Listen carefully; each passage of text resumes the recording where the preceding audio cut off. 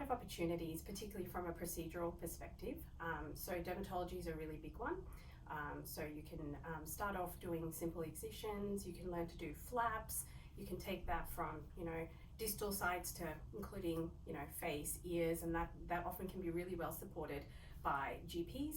There are a lot of visiting dermatologists that come out to the clinics who are more than happy for you to sit in with them and do procedures with them on a monthly basis or a fortnightly basis. In addition to that, there's also a lot of sort of emergency procedures that you can learn to do as well.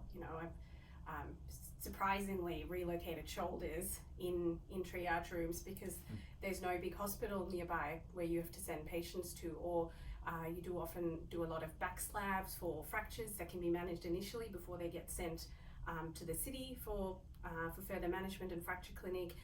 Implanons are, part of your general practice. Butter, and you can get trained quite easily through a one-day workshop to get started. And once you do that, you actually realize that it makes life so much easier for the patients, so they don't have to travel for 5 hours to get, fertility advice.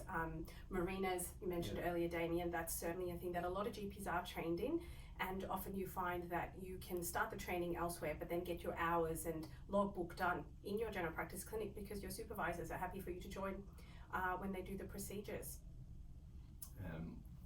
I agree with everything you've said there. There's also in the sort of rural general practice training pathways the opportunities to do anesthetics if that's something that you're interested in, and quite a lot of GPs in the rural sphere would do a lot of antenatal shared care, and that comes in many different models. Some physicians are doing shared care that's solely based from their consulting suites, but they're, between the local hospitals, they are very supportive of GPs taking additional training, so that you can actually, have your own bed card at that hospital and do your own, obstetric care yourself.